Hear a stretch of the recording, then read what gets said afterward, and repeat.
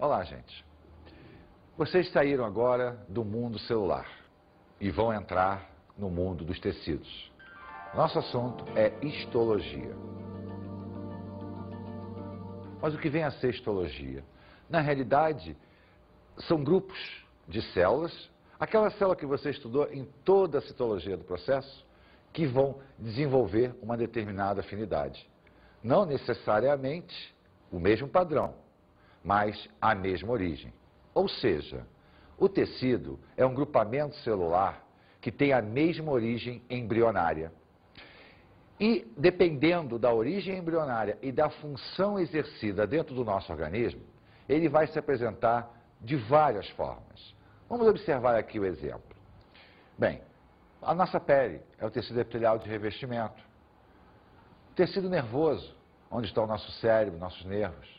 Um outro tecido epitelial bem diferente da pele, o epitélio intestinal, o tecido muscular, que forma o estômago, muscular liso, o muscular estriado, cardíaco, a nível do coração, ou o musculado estriado esquelético, que vai fazer a nossa formação corporal, que a gente ande, fale.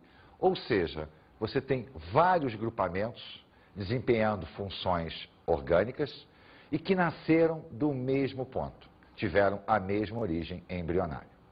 Bem, mas hoje nós vamos nos preocupar apenas com um tecido humano, o tecido epitelial. O tecido epitelial vai nascer junto com todos os outros, mas vai desempenhar funções de revestimento e funções glandulares. Vamos estudar, então, a origem do tecido epitelial. Como é que ele nasce e como é que ele vai fazer a diferença orgânica. Vamos lá. A origem embrionária dos tecidos, ela não tem variação. Ela vai partir do mesmo ponto, o zigoto. O zigoto surge a partir do processo de fecundação. Esta célulazinha, então, começa a sofrer divisões sucessivas. 1, 2, 4, 8, formando um conjunto denominado de mórula. Até aqui, as células são consideradas totipotenciais, ou seja, são indiferenciadas. Cada uma delas terá a capacidade de se diferenciar em qualquer coisa, desde que exista informação genética para isso.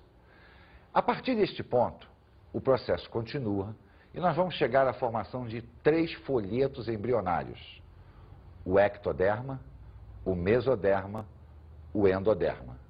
A partir desses 3 folhetos embrionários, todos os nossos tecidos terão origem. O tecido epitelial, o tecido conjuntivo, o tecido muscular e o tecido nervoso. Mas hoje, nós vamos nos preocupar apenas com o tecido epitelial. E se você notou, ele tem as 3 origens embrionárias. Ou seja, dependendo aonde ele se encontra e qual a função exercida dentro do nosso organismo, a origem embrionária dele será distinta. Por exemplo, a nossa epiderme, que reveste o nosso corpo externamente, tem origem no ectoderma. Então, o tecido epitelial de revestimento externo do nosso corpo nasce desse folheto embrionário. Já o tecido epitelial, por exemplo, do intestino, o que faz a reabsorção intestinal, o que forma a região urogenital da gente, tem origem mesodérmica. Então, o tecido epitelial nasce do mesoderma para a formação de determinados órgãos. As glândulas suprarrenais, pâncreas, têm origem endoderma. O nosso sistema digestório tem origem endoderma.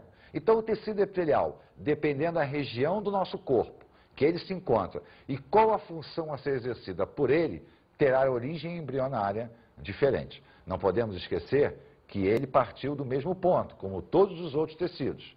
Porém, o segredo da histologia está justamente na capacidade de diferenciação que vai ocorrer com essas célulazinhas, que no início eram uma só.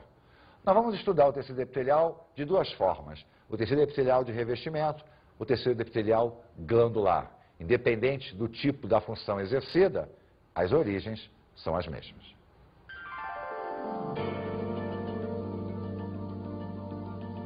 O tecido epitelial de revestimento, ele tem como característica básica a justa posição de suas células, ou seja, Não há espaço entre elas. Basicamente, não existe substância intercelular. Até porque, se ele é um tecido de revestimento, ele não pode ter espaço. Porque se houvesse espaço, a característica de revestimento dele estaria errada. Ele é um tecido que não tem vaso sanguíneo. Ele não recebe nutrientes diretamente da circulação sanguínea. Toda a nutrição do tecido epitelial vem do tecido conjuntivo, porque abaixo de um tecido epitelial de revestimento sempre existirá um tecido conjuntivo.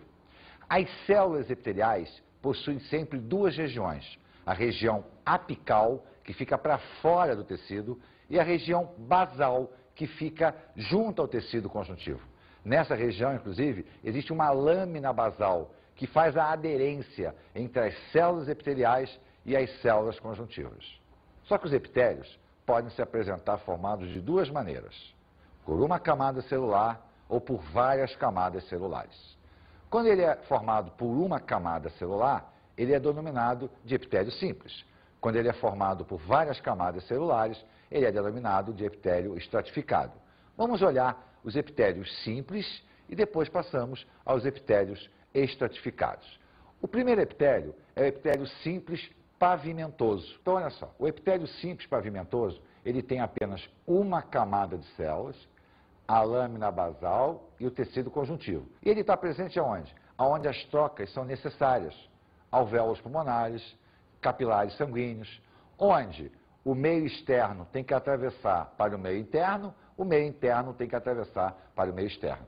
Então, é um epitélio que permite uma troca muito rápida e muito eficiente.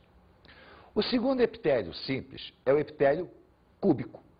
Ele vai estar presente em áreas onde a troca também é necessária, porém com uma atividade celular mais intensa.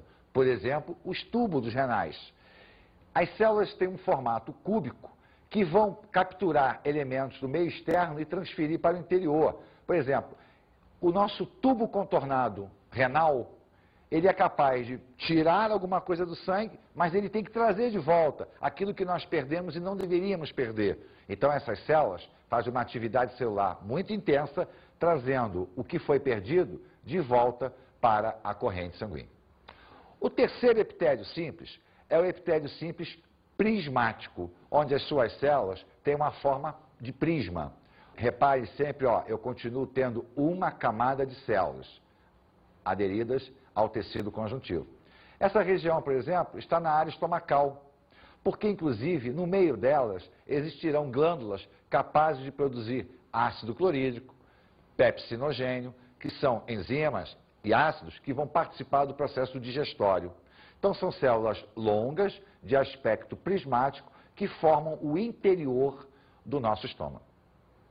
Bem, acontece que em determinadas situações é necessário a existência de mais de uma camada celular. Neste caso, o epitélio simples não seria suficiente. Vamos ter, então, o epitélio dito estratificado. E o primeiro deles é o estratificado pavimentoso. Vai formar o quê? Um pavimento. Repare, várias camadas celulares aderidas a um tecido conjuntivo. Então, a alimentação de todas essas célulazinhas aqui provém do tecido conjuntivo. Por difusão, as substâncias passarão para o interior. Onde é que nós vamos encontrar esse epitélio estratificado? Sistema respiratório, em algumas partes dele, na laringe, por exemplo, no esôfago. Então, ele vai proteger, vai revestir e ele resiste ao atrito, justamente por apresentar várias camadas. Sendo que as camadas mais próximas da região conjuntiva têm uma capacidade mitótica muito intensa. O que isso significa? Elas se multiplicam ativamente para substituírem as camadas superiores que vão se perdendo, dependendo do atrito. O outro epitélio estratificado é o epitélio estratificado prismático. Repare, nós temos uma forma prismática, várias camadas aderidas ao tecido conjuntivo. Nós vamos encontrar isso, por exemplo, na área urogenital, principalmente no sistema reprodutor, onde o atrito é muito intenso. Mucosa vaginal, por exemplo, onde há o atrito da relação sexual. Então, esse tecido aqui confere resistência às regiões mais internas. Nós não podemos esquecer que o tecido epitelial é um tecido de revestimento. Consequentemente, ele é um tecido de proteção aos órgãos mais internos. Daí, apresentar uma região bem mais resistente, bem mais intensa. O próximo epitélio que nós vamos ver é o epitélio pseudoestratificado. A palavra pseudo significa falso. Falso extrato, porque na realidade ele não tem várias camadas, ele tem apenas uma camada. Só que as suas células são irregulares. Repare, você tem uma camada celular, apenas uma. Por isso é pseudoestratificado. Esse epitélio é comum nas nossas fossas nasais, no início do nosso sistema respiratório. Isso porque o ar é muito oxidante, ele provoca um atrito muito intenso. Então as células acabam se colocando de tal maneira para que elas possam se proteger contra a ação oxidante do ar. Mas repare, mesmo sendo pseudoestratificado, tem aqui a camada conjuntiva. O próximo é o estratificado de transição. Transição significa mudança. Isso porque ele sofre uma ação muito erosiva, uma ação muito desgastante. Então ele tem a tendência a mudar para um tecido mais resistente. É o epitélio, por exemplo, da nossa bexiga. A urina apresenta uma acidez, apresenta resíduos que atacam as estruturas celulares. Por esta razão, esse epitélio aqui está em constante modificação. As células tendem a se modificar seu formato para proteger melhor, para ter mais resistência contra os agentes que estão atuando em cima delas. Nós temos aqui, ó,